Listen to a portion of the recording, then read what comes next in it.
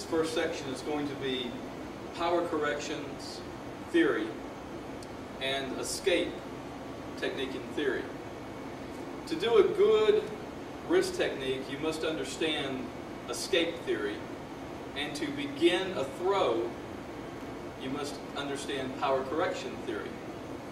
Power correction is nothing more than how to get the person off balance. Escape, of course, is how to get out of a person holding your hand, your wrist, your arm. These two theories in the section of techniques that we'll teach should be done within your Shodan criteria. Before you get to first degree black belt, you must understand these theories and these techniques. Now, they were already built in to the wrist techniques, but we have set them aside so that you can see them, see how they work, and understand them. Again, I want to introduce Chris Gerard. He's our uke, and you'll be seeing him get thrown progressively harder and harder as this tape goes on. So we want to thank him for the use of his body and health in this tape. Power correction is nothing more than how to make this person take that first initial step. You want to pull toward the angle of the point of weakness. In this case, it's between his feet to the front. Now, it is where my foot is standing, and as you can see, I have lined up my foot, and therefore my power, with his weakness. Now I am to his absolute point of weakness, and I still have my point of power. The other thing that you must realize is that the farther out from his body he gets, the weaker he is. The third thing is you want to do, as much as possible, his side power to your front power.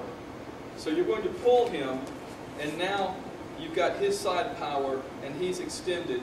And now my front power, and I am close, will overtake it. We can come this way, Chris.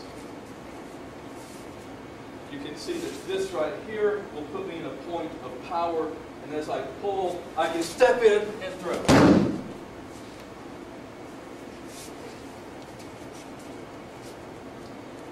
Power correction, therefore, is nothing more than a theory of, as long as he wants to hold on and be greedy, I can continue to pull him off balance until I get to a point where I begin my throw. Simple, very, very simple. It works forward and back. If I want to push him and keep my point of power pointed toward his weakness, he will always have to go in that direction. Now we go into the escapes. And if you realize in your wrist technique that you must perform an escape before you perform the technique, then we're halfway there. Here are a few of our escapes. You will always work twisting toward the thumb. Toward the thumb. If he grabs with the other hand, he'll come toward the thumb. Now you realize I'm locking my hand right here at my hara, at my belly. Now I'm using my trunk to turn. You may also want to come here and make an attack while you're escaping.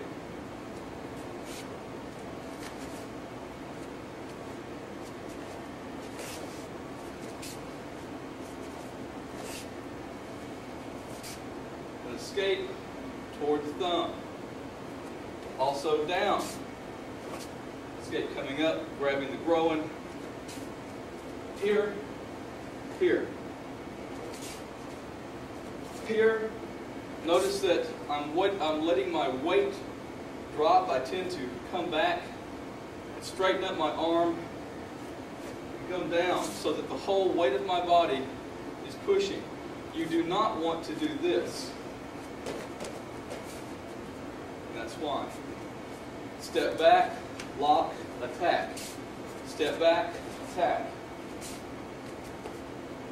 When you come down, lock your arm here. You can also go this way, against the thumb.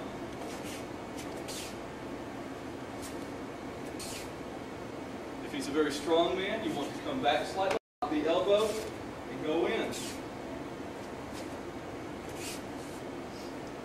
Number 1. Number 2. Number 3. Number 4. 5. Cross hand. Number 1. Number 2. Number 3. 4. Notice that that's against the thumb. 5. There's a supplemental technique where you can come here, drive this way for the escape, because the other rule is that if you get the wrist bent, the hand opens. As I come around this way, the wrist will bend, I'm yoking, and the hand opens. Is that simple? Against the thumb, or you can pry. Turning this way, I'm going to touch my elbow to his elbow and pry.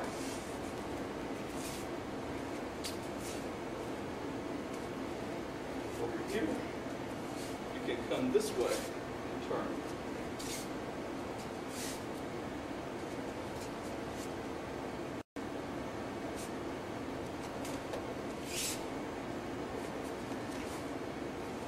Always moving against the thumb. These are already part of the wrist techniques that we have learned in the prior section. They're simply broken away here so that you can see how they work. And if a student is having trouble with the wrist techniques, I would suggest that you begin here. Also, if they're having trouble going into the throw, as they are grabbed and locked up, teach them the power correction techniques so that they begin their throw. Thank you. This is the beginning now of second degree criteria, curriculum, techniques. What you just witnessed is supplemental Shodan or first degree material.